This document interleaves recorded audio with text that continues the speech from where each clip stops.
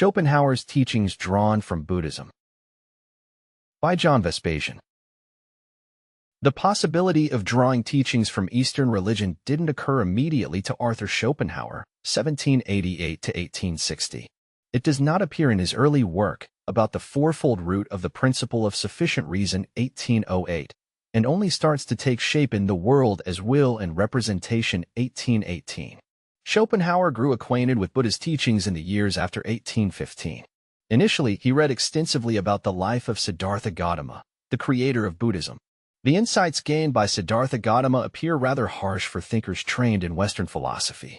Buddhism in its original form entails a radical rejection of Western comforts and values. Schopenhauer was unwilling to endorse a radical rejection. I have no problem understanding his logic. He wanted Buddhism to enrich his life, not to render it miserable. He wanted to attain higher levels of happiness, not to give up happiness altogether.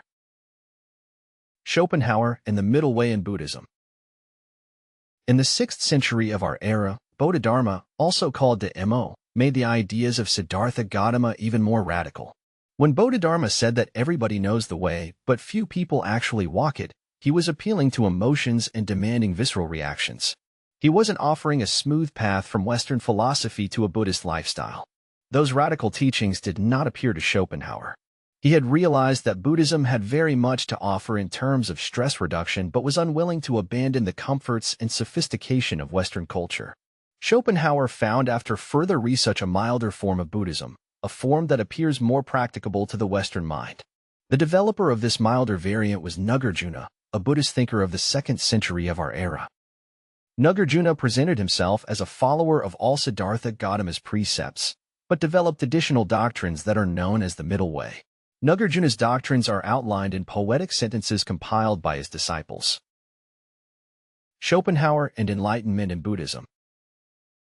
According to Nagarjuna, we can overcome all suffering and achieve enlightenment if we understanding the nature of reality and act accordingly. The process of understanding, he said, can require extensive meditation, accompanied by study. Schopenhauer did not care much for the stories of miracles attributed to Nagarjuna and other Buddhist thinkers. Miracles cannot be reproduced by the reader. Schopenhauer was mainly interested in techniques for stress reduction, increasing one's effectiveness, and making better decisions. Nagarjuna had acknowledged the suffering inherent in each individual existence. He wrote that birth is suffering, aging is suffering, illness is suffering, a displeasing environment is suffering, loss of pleasure is suffering, frustration is suffering, and death is suffering and inescapable. Those elements are dominated by the will, life force, that Schopenhauer had described in his book, The World as Will and Representation. Nagarjuna's teachings are greatly appealing to people who want to keep suffering at bay without having to renounce the world. Schopenhauer and Suffering Reduction in Buddhism. Nagarjuna's formula for reducing suffering can be presented in just one sentence.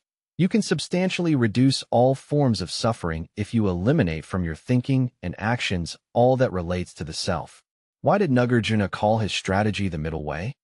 He did so because it focuses on the self, that is, on the connection between emotions and the objective cause of suffering.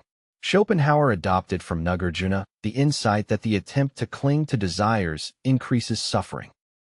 If we reduce the emotional clinging and enhance our empathy, compassion, we can reduce stress and suffering.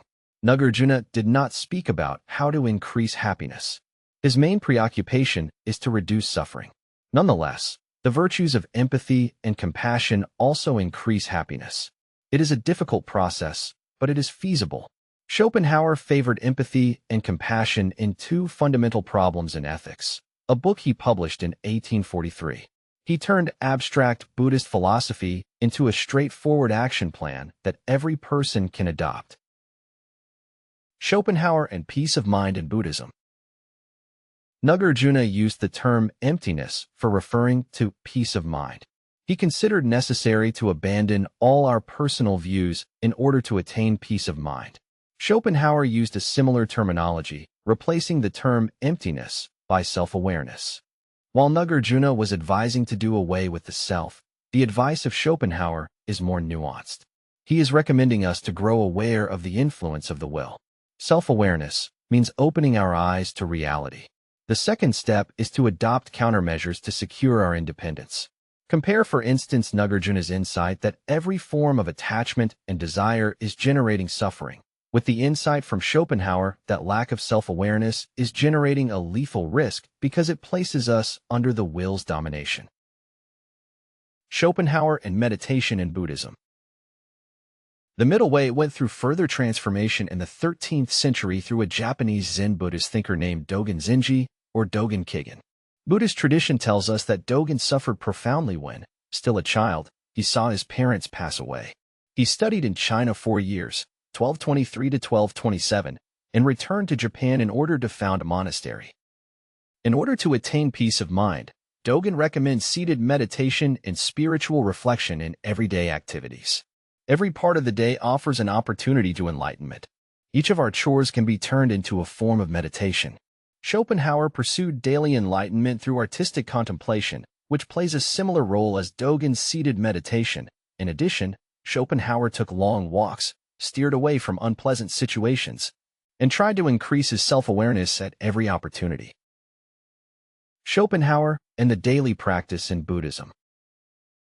Like Dogen, Schopenhauer emphasized the integration of philosophical practice into everyday activities. Dogen defined Buddhist practice as the study of oneself in order to forget the self, so that we grow enlightened. In a similar way, Schopenhauer defined good philosophy as the daily practice of habits, self-awareness, self-reliance, forms of artistic meditation, etc., that minimize the destructive power of the will and help us make better decisions. By practicing the above-mentioned habits, we can maximize our happiness. If you are interested in applying rational principles for addressing problems, I recommend you my book titled Thriving in Difficult Times. For more information, go to johnvespasian.com.